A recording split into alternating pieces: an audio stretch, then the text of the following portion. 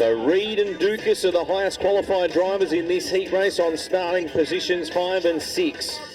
Stephen Spark in the 32 and Ross Jarrett square off Jake Morrell on the front row. Heat race number 2. Big thanks to G&C Forestry, brand new supporters of sprint car racing here in Victoria. Solomon and Lumber on that second row. Oh, a little bit of contact. We get underway. Solomon maybe will be at a disadvantage of that. Well, interesting to see if we go yellow, and yes, we will. Caution lights will come onto the circuit here. We got a little bit sideways there for car number 83 of Chris Solomon. That was interesting. You can just see with this one heat format at the moment, everybody is just trying to get ahead of where they can. Whether it's a second earlier than when they should be, they want to go. They do not want to stop. Front two here are Stephen Spark and Ross Jarrett, Solomon and Lumber. Dukas and Reed on that third row. You watch for them two to try and move past where they can. We've seen Jordan Charge start from P1 and finish in P1 in the previous heat race. Let's see if we get a little bit of movement here with 10 laps on the board. Heat race number 2. Let's get back underway. We're almost 3 wide for a start. Solomon gets to P2 pretty quickly. Ross Jarrett will continue in P1 in this. Ross Jarrett puts in a sizzling opening lap there to lead us off in that 27 machine. Chris Solomon was caught up in a little bit of a tangle there for the first restart, but has put it to good use and got an advantage. Currently occupies P2, but Peter Dukas started from the third row at a P5, now up to P3. He's moved up 2 spots. Right behind him is Spark. Matthew Reed goes to the outside of Spark. He moves up 1 spot. Matthew Reed to P4. Trying to get some points in the bank. Jarrett goes to the top shelf of the racetrack. Solomon, just a little bit of mid-track action going on there. He'll have Peter Dukas to deal with shortly. 1, 2, 3 and 4, all very similar distance, 2 to 3 car lengths between them. 6 laps at the moment. Jarrett touches the turn wall. Has that washed off a little bit of speed for Ross Jarrett?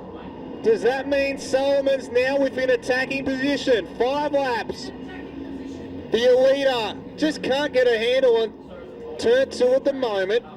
Dukas decreasing the distance between second and third. It currently occupies in 2 to 3 spots.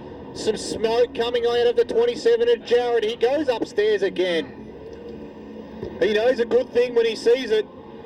He sees it that he has to go there. Second place now with Solomon. Maybe within attacking distance.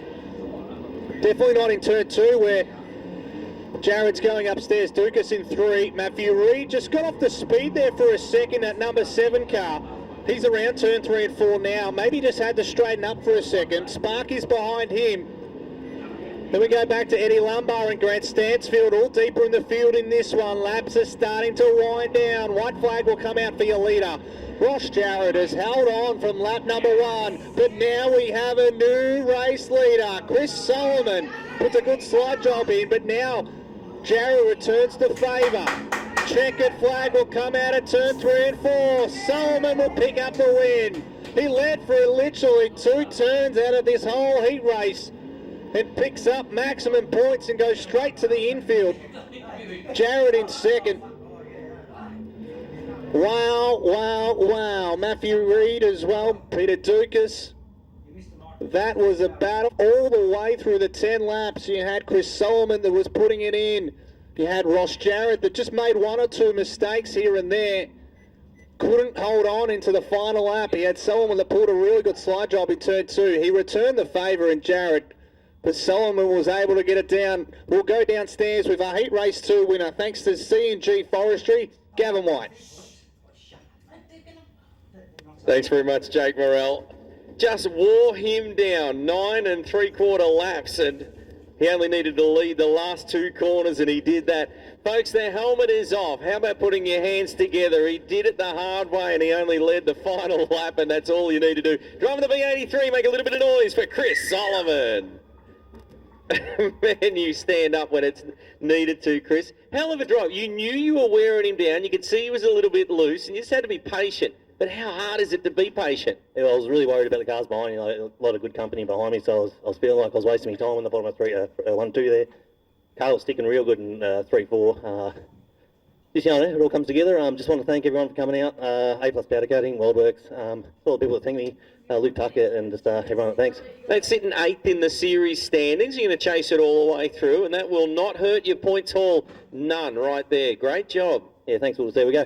Good job. Well done. Looking forward to the main events for Chris Solomon, driver of the CCPH, Civil and Hire, back number 83. Really enjoyed that, mate. He's just one of the most underrated drivers that we see in Victorian sprint car racing is Chris Solomon.